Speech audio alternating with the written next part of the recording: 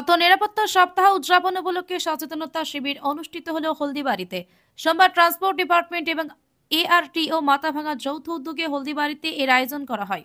উপস্থিত ছিলেন মেখলিগঞ্জ মহকুমা শাসক অতনু কুমার মণ্ডল, হলদিবাড়িতে BDO Renjilamu Sherpa, RTO Debiprasad Sharma, motor vehicle inspector Mizanur Rahman Ratan Mandal, বিভিন্ন ছোট বড় গাড়ির মালিক, ওয়ার্কার সহ চালকেরা।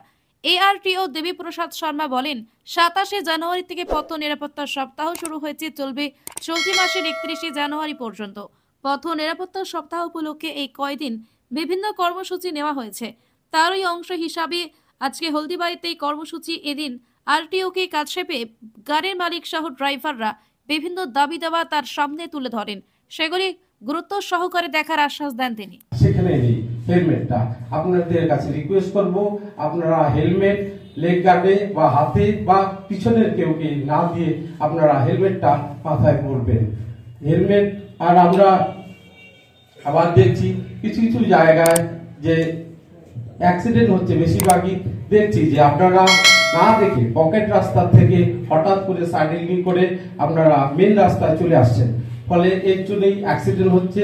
আমরা এই নতুন রাস্তা বা ব্রিজ হওয়ার পরে আমরা প্রচুর এইরকম অ্যাক্সিডেন্টের আমরা দেখতে পেয়েছি। আজ থেকে 27 তারিখ থেকে 31 তারিখ পর্যন্ত যে আমাদের কর্মসূচি পালন করতে হবে আমাদের সেফটি নিয়ে, রোড সেফটি নিয়ে, এটা আমরা এই এডুকেশন অনেক কিছু আপনাদেরকে অ্যাওয়ারনেসের ব্যাপারে সবকিছু বলে দিয়েছে। তো আমরা এটাই যে এই কর্মসূচি অ্যাওয়ারনেসটা শুধু এই সময়সীমার মধ্যে রাখবো না, আমরা এটা পালন করব সব সময়। যদি এখনও আমাদের খবরের দর্পণ চ্যানেলটি সাবস্ক্রাইব না করে থাকেন তাহলে এখনই সাবস্ক্রাইব করুন, সঙ্গে বেল বাটনটি ক্লিক করুন আর পেয়ে যান সব খবরের দ্রুত ভিডিও আপডেট।